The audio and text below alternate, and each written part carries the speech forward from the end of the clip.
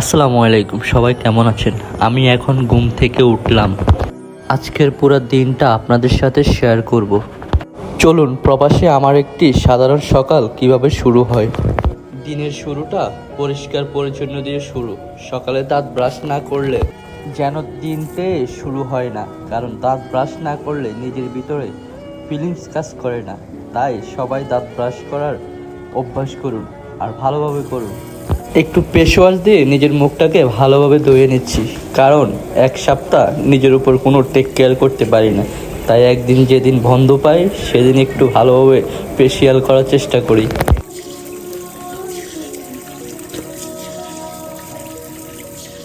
Fresh হয়ে গোসল করে নিলাম এবং এখন মন এবং শরীর দুটোই প্রশান্তি লাগছে। তারপরে জামা কাপড় ধোয়ার জন্য ফুল পাউডার বালতিতে দিলাম। আর বন্ধর দিনে আমাদের প্রবাসীদের একটাই সমস্যা, জামা কাপড় ধুতে হবে, তারপরে রান্না করতে হবে, এটা একটি প্যারা। তারপরে আর কি, একটু প্যারান লাভলি মেখে নিলাম। আপনারা হাসবেন না আমার প্যারান লাভলি মাখা দেখে, কারণ মাঝে মাঝে অন্য ক্রিমে আমার ভালো লাগে না, তাই প্রিয় প্যারান লাভলিকে একটু মেখে নিলাম। তারপরে আমার বাবার দেওয়া ঘড়িটাকে হাতে পরে নিলাম। তারপরে আমার প্যান্টটাকে সুন্দর করে ভাঁজ করে প্যান্টটা পরতেছি, কারণ আজকে আমি আপনাদের জন্য ভিডিও বানানোর জন্য এক জায়গায় যাব। প্যান্টটা পরে সাথে সাথে টাইম দেখছি, আর উপরে দেখতে পাচ্ছেন আমি কিন্তু চাঁদের সাথে লাগিয়ে যাচ্ছি, কারণ আমি এখন উপরের বেডে ঘুমাই। উপরে হালকা উঠলে উপরের ছাদ আমার মাথার সাথে লাগে। তারপরে গেঞ্জিটা পরে নিলাম, এটা আমার ওয়াইফের দেওয়া গিফট। তাই আজকে দুটো মানুষের প্রিয় জিনিস নিজে পরে নিলাম। পরে রেডি হয়ে বাইর হওয়ার জন্য প্রস্তুতি নিচ্ছি। তারপরে মনে পড়লো একটু হালকা সেন্ট মেরে নেই, কারণ প্রবাসে সবচেয়ে প্রিয় জিনিস হলো এক কাপ গরম কফি, কারণ এটা খাওয়ার পরে আপনার ভিতরে যে পরিমাণ এনার্জি আসে সেটা অকল্পনীয়। আর আমি যদি এটা না খাই তাহলে আমার ভিতরে কোনো কাজই করে না, কারণ আসলে সত্যি কথা বলতে আমি কফিকে অনেক ভালোবাসি। কফি খাওয়ার পরে একটি ম্যাজিক কাজ করে আমার শরীরের ভিতরে। কফির চুমুক দেওয়ার সাথে সাথে শরীরে এনার্জি চলে আসে, আর এটা আমার বাসার সামনের ভিউ। কফিটা শেষ করে তাড়াতাড়ি বাইর হতে হবে। আসসালামু আলাইকুম। আজকে আমি সারাদিন কি করব না করব সম্পূর্ণ ব্লগ এই ভিডিওতে দেখতে পারবেন। আর এটা সম্পূর্ণ র ভিডিও হবে, কোনো কাটসাট হবে না। দেন আমি নিয়েছি একটি ঘাম্বেল আর একটি ছাতি। তাদের নেওয়ার কারণটা হচ্ছে আমার এখান থেকে গ্রাফ, আমি যে জায়গায় এখন যাব ওখানে গ্রাফ ভাড়া হচ্ছে 5 টাকা, বাট আমি চার্জ দিয়ে দেখলাম যে এখান থেকে 15 টাকা 16 টাকা উঠতেছে। তো আমি ভাবতেছি 4-5 মিনিটের পর আমি হাইটা যাব। সো আজকের ভিডিওটি সম্পূর্ণ দেখতে থাকুন এবং ভিডিওটি অবশ্যই আপনাদের ভালো লাগবে সাবস্ক্রাইব করে আমার পাশে থাকুন। আল্লাহ। অ্যান্ড হাঁটা স্টার্ট করলাম। দেন এই যে আমার যে জায়গায় আমি থাকি সম্পূর্ণ আজকে কিন্তু অফ ডে না, সবাই কিন্তু ঘুমাচ্ছে, শুধু আমি এক পাগল যে এখন আপনাদের জন্য ভিডিও করার জন্য, মূল উদ্দেশ্য হচ্ছে ভিডিও করার জন্য আমি বাইরে আছি। সো লেটস গো, সম্পূর্ণ ভিডিও দেখুন। আরেকটা কথা, আপনার যখন ক্লান্তি লাগবে তখন একটি রেড বুল খেয়ে নেবেন। এটা শরীরের জন্য ভালো খারাপ দুইটাই আছে, বাট এটা খাওয়ার পরে অন্যরকম একটা ফিলিংস কাজ করে।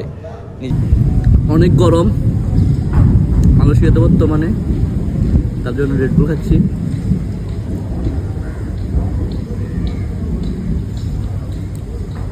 আর আমি এখন বাইরে হয়েছি, সো যাচ্ছি। আজকের সম্পূর্ণ ভিডিও আপনারা দেখতে পারবেন আমি সারাদিন কী করি না করি। দেন এটা হচ্ছে আমি যেখানে থাকি, সবাই কিন্তু ঘুমাচ্ছে অলরেডি। দিনের 1টা বাজতেছে, কারণ বন্ধুর দিনে সবাই কাজ করে, তার জন্য সবাই ঘুমাচ্ছে। সো আমি আপনাদেরকে অনেকদিন হলো লং ভিডিও আপলোড করি না, তার জন্য আজকে ভাবতেছি একটি ব্লগ করি। সো আমি যাচ্ছি আমার পুরনো কোম্পানিতে, আমার পুরনো বন্ধু বান্ধবের সাথে দেখা করার জন্য। Let's go. কিন্তু অনেকগুলো পাখি থাকে, কেউ ডিস্টার্ব করে না, পাখিগুলোকে সবাই খানা দেয়। আপনারা দেখতে পাচ্ছেন কিনা কেমন আমি জানি না, কিন্তু এখানে অনেকগুলো পাখি আছে। আর আমার এখানে কিন্তু আউট কোনো মানুষের মানে ভিতরে আসতে পারে না। এই যে সামনে সিকিউরিটি গেটে সবাইকে পাস দিয়ে ঢুকতে হয়। সো আমি এখন বাইরে হচ্ছি, লেটস গো। রবিবার সবাই কিন্তু গাড়ি পার্কিং করে বসে আছে, কারণ আজকে রবিবার অনেকে এখান থেকে যাবে তাদের প্রিয় মানুষকে নেওয়ার জন্য, কারণ প্রিয় মানুষগুলো সব এখানে থাকে। সো অনেকগুলো আছে, আর আমি একটু ভিতর দিয়ে যাব। বাইরে অনেক রোদ পড়তেছে, সো এই জন্য ছাতি নিলাম। Let's go. অনেক রোদ পড়তেছে, আমার ছাতিটা মনে হয় যে অন করতে হবে। এখানে কিন্তু সম্পূর্ণ ড্রেনের পানি, পোর্টের সম্পূর্ণ পানিগুলো কিন্তু এখান দিয়ে নিষ্কাশন হচ্ছে। আর আপনার আর এখানে কিন্তু অনেকগুলো কি বলে এটা, কলমির শাক। এই পানিগুলো কিন্তু পুরো ফ্রেশ, কারণ মালয়েশিয়া কোম্পানি খুলতে হলে আপনাকে অবশ্যই পানিগুলোকে রিকন্ডিশন করে তারপর আপনাকে পানিগুলো বাইর করতে হবে। যে আমাদের দেশের মতো না যে পানিগুলোকে যেখানে সেখানে ছেড়ে দেওয়া, না, এখানে কিন্তু এরকম হয় না। এখানে সম্পূর্ণ পানিগুলোকে আপনি কোম্পানির ভিতরে রিকন্ডিশন করে তারপরে বাইরে এগুলো ছাড়তে হয়। অনেক রোদ পড়তেছে, অনেক রোদ পড়তেছে, যা বলার বাইরে। আমি জানি না আমাকে স্পষ্ট দেখা যাচ্ছে কি না, বাট অনেক রোদ পড়ছে। আমি ছাতিটা মেনে নিলাম, কারণ এত পরিমাণ রোদ তাকানো যায় না। মালয়েশিয়াতে কিন্তু সকালে বৃষ্টি হয়েছে, আর এখন টাক্কা রোদ চারপাশে। সো এটা হচ্ছে মালয়েশিয়ার সৌন্দর্য, যে আপনি হয়তো 10 মিনিট পরও বৃষ্টি হতে পারে। এই হচ্ছে এখানকার আবহাওয়া। গাইজ আপনাদেরকে একটা জিনিস দেখাই, দেখেন রাস্তা কিন্তু কোনো গাড়ি নাই, জাস্ট সিগন্যাল দিয়েছে, জাস্ট সিগন্যাল দিয়েছে। দেখুন কোনো গাড়ি নাই, জাস্ট সিগন্যাল দিয়েছে, সিগন্যালে গাড়িগুলো কিন্তু দাঁড়িয়ে আছে। এটাই হচ্ছে একটি দেশের রুলস। এবং আপনি দেখতে পাচ্ছেন চারপাশে কিন্তু কোনো গাড়ি নেই, জাস্ট লাল সিগন্যাল দেওয়া, গাড়িগুলো থেমে গেছে। এটাকে সম্মান করে, রেসপেক্ট করে, এবং একটি দেশ উন্নত হওয়ার জন্য এটাই হচ্ছে মেন চারপাশে কোনো গাড়ি নেই, দেন সিগন্যালে লাল সিগন্যাল চলতেছে, সবাই দাঁড়িয়ে গেছে। এই যে এ পাশে গাড়িগুলো যাচ্ছে যার যার গতিতে, যে গাড়িগুলো দাঁড়িয়ে আছে। তো এই জিনিসটা আমার খুবই ভালো লাগে, যে মানে গাড়ি দাঁড়িয়ে থাকুক আর যাই করুক, ওদের সিগন্যালে যে সিগন্যাল খুলছে গাড়িগুলো যাচ্ছে। আর না হলে এখানে কিন্তু কেউ সিগন্যাল অমান্য করে না। এই জিনিসটা আমার খুবই ভালো লাগে। মেঘের অবস্থা খুবই দারুণ, বাট অনেক গরম পড়তেছে, আমি জানি না। আর সত্যি কথা বলতে রোববারে মনে হয় অনেক গরম পড়ে, কারণ রোববারে সবাই বাসায় থাকে, বৃষ্টি কম হয়। বাট সকালে বৃষ্টি হয়েছে, সকালে একটু বৃষ্টি হয়েছে, ভালোই লাগছে, ঘুম হয়েছে ভালো। সো আর মালয়েশিয়াতে কিন্তু অনেক জঙ্গল, আপনারা দেখতে পাচ্ছেন চারপাশে, আপনার যেদিকে তাকাবেন ওদিকে জঙ্গল জঙ্গল। অ্যান্ড এরকম রাস্তার মাঝখান দিয়ে সুন্দর রাস্তাগুলা। অ্যান্ড এটা কিন্তু রাস্তা না, এটা একটি ফ্লাইওভার বলতে পারেন, কারণ এটা নিচে কিন্তু কাম্পং মানে গ্রাম আছে নিচে। আর আমি কিন্তু কাম্পং এরিয়াতে থাকি, মেন সিটিতে না। আমার এখান থেকে মেন সিটিতে যেতে হলে সর্বোচ্চ আপনাকে 15 থেকে 20 মিনিট লাগে। অ্যান্ড আমি কাম্পংয়ের ভিডিও আপনাদেরকে আপলোড দেবো ইনশাল্লাহ। আপনারা সব আমার চ্যানেলটিকে সাবস্ক্রাইব করে আমার পাশে থাকুন। অ্যান্ড আমি কাম্পংয়ের ভিডিও খুব শীঘ্রই আসবে। আর মালয়েশিয়ার গ্রামগুলো কেমন সেটা আপনাদেরকে আমি দেখাবো আমার এই রুবেলের ব্লগ বা মেহেদী হাসান রুবেল পেজ থেকে। অ্যান্ড ইউটিউবে আরটি রুবেল অফিসিয়াল যে পেজটি আছে, ইউটিউব চ্যানেল আছে, ওখান থেকে আপলোড করা হবে। আপনারা আমার পাশে থাকুন, ইনশাল্লাহ মালয়েশিয়ার ইতিহাস ঐতিহ্য আপনাদের সাথে তুলে ধরবো। অবশেষে আই পার্ক চলে এসেছি। আমি একটু এটিএমে যাব, আমার কিছু টাকা উঠাতে হবে। কিছু বলতে অল্প কিছু, জাস্ট আপনারা এটা শুনলে হাসবেন। অনলি 20 টাকা বাইর করবো, পকেট পুরো খালি। সো এখন আমি আই পার্ক চলে এসেছি। আর এটা হচ্ছে একটি শেল। আগে কিন্তু এটা সম্পূর্ণ জঙ্গল ছিল, বা এই শেলটা হয়ে এই এলাকা, এটা কিন্তু বাংলা অধ্যুষিত এলাকা। এখানে যদি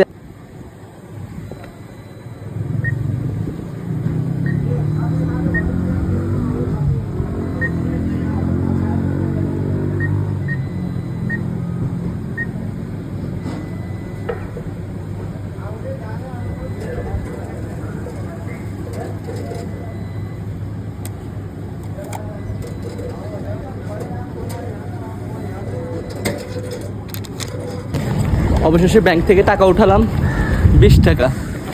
অ্যান্ড আমি এখন যাবো আমার কোম্পানিতে। আমার পাসটা হারিয়ে গেছে 2 দিন আগে, সে পাসটা খোঁজার জন্য আমি এখন যাচ্ছি। বসের সাথে কথা হয়েছে, বসে বলছে কোম্পানিতে আসতে, আজকেও অফ ডে, তার জন্য বলছে আমাকে কোম্পানিতে যাইতে। সো আমি যাচ্ছি। তো লিটল ঢাকা মানে এখানে 100 জনের 90 জনকে পাবেন বাংলাদেশি।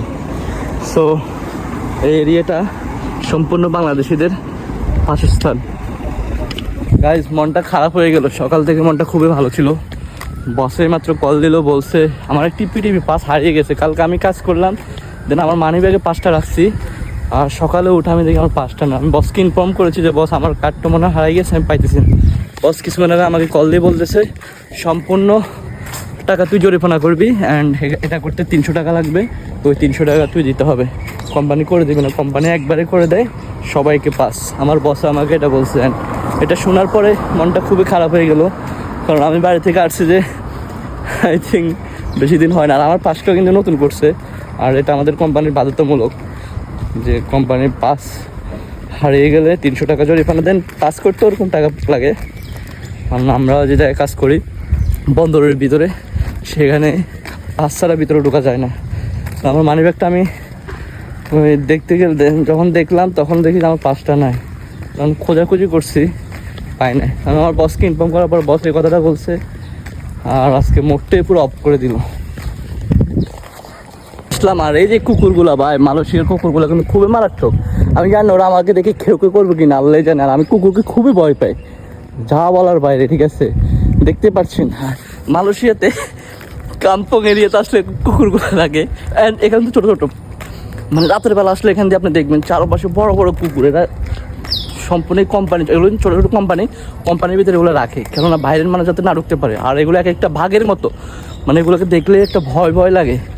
সো আমি এখন আমার কোম্পানিতে চলে আসছি, আর বসে বলছে সে আস্তে আস্তে বিকাল হয়ে যাবে, তারপর আমার থেকে টাকা নেবে। বলছে বস আমার কাছে টাকা নেয়, সে দেখি কী করে।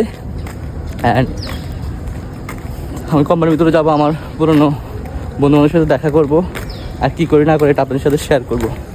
চলেন, লেটস গো। এখান থেকে আমার কোম্পানি স্টার্ট হয়ে একবারে শেষের যে বিল্ডিংটা ওটা পর্যন্ত কোম্পানি আমার। সো এগুলো হচ্ছে আমাদের কোম্পানির গাড়ি, আর এখানে এটাই হচ্ছে আমাদের মেন কোম্পানি। কিন্তু অন্য জায়গায় ছিল, তাই কোম্পানির নামটা দেখাচ্ছি না। সো অনুমতি ছাড়া ভিডিও করা আসলে ঠিক না। আমি সব কিছুতে পায়ে বেশি রাখি, কারণ কোনো মানুষের অ্যাডভান্সের ভিডিও করা, তার অনুমতি নেওয়া ছাড়া ভিডিও করা আমার মনে হয় যে এগুলো ঠিক না। কারণ দিন শেষে সে হয়তো ক্যামেরার সামনে আসতে চায় না যে কোনো কারণে, আমি যদি ফার্স্ট করে তার ভিডিও করি সেটা আসলে ঠিক না। সো আমি আমার কোম্পানির কাছাকাছি চলে এসেছি, অ্যান্ড ভিতরে কী করি না করে আপনাদেরকে দেখাবো। চলে